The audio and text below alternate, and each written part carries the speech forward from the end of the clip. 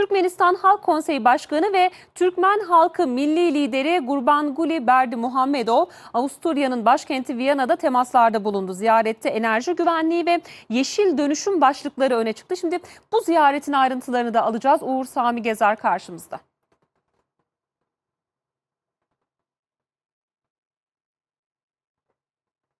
Türkmenistan Halk Konseyi Başkanı Gurbanguly Berdimuhamedov'un Viyana ziyareti ülkenin uluslararası alandaki aktif rolünü bir kez daha ortaya koydu. Avusturya Cumhurbaşkanı ile yapılan görüşmede tarafsızlık ilkesinin ortak değer olduğuna dikkat çekildi. Türkmenistan'ın Birleşmiş Milletler nezdindeki girişimlerine verilen destek vurgulandı. Ziyaret kapsamında ekonomik ve teknolojik işbirlikleri de gündeme geldi.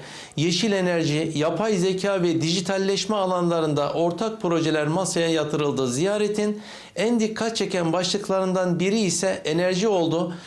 Viyana Uluslararası Enerji ve İklim Forumu'nda konuşan Berdimuhamedov, enerji kaynaklarının siyasetten arındırılması çağrısında bulundu. Bu amaçla Türkmenistan, Birleşmiş Milletler çatısı altında küresel bir enerji kanunu oluşturulmasını önerdi. Ayrıca hidrojen enerjisi ve yeşil dönüşüm konusunda yeni bir vizyon ortaya kondu. Türkmenistan'ın bu alanda geleceğin temiz enerji tedarikçileri arasında yer almayı hedeflediği ifade edildi. İklim değişikliğiyle mücadele kapsamında ise ülkenin 2030 yılına kadar metan emisyonlarını %30 azaltma hedefi bir kez daha vurgulandı. Ziyarette bölgesel güvenlik başlıkları da ön plandaydı.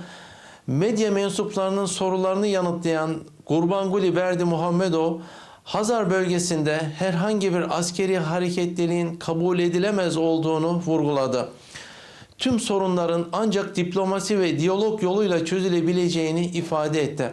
Türkmenistan'ın Orta Doğu'daki çatışmaların Hazar Denizi'ne sıçramasını önlemeyi amaçlayan Hazar Devletleri Ortak Bildirisi taslağına destek vermeye hazır olduğunu da belirtti. Kitle imha silahlarına ilişkin değerlendirmesinde ise Berdimuhamedov, bu tür silahların tamamen ve koşulsuz şekilde yasaklanması gerektiğini vurgulayarak bunun sadece siyasi değil aynı zamanda insani bir sorumluluk olduğunun altını çizdi.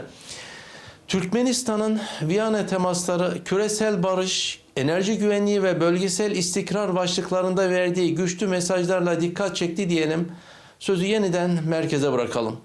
Türkmenistan gündeminin ayrıntılarını da Uğur Sami Gezer paylaştı bizlerle sevgili seyirciler.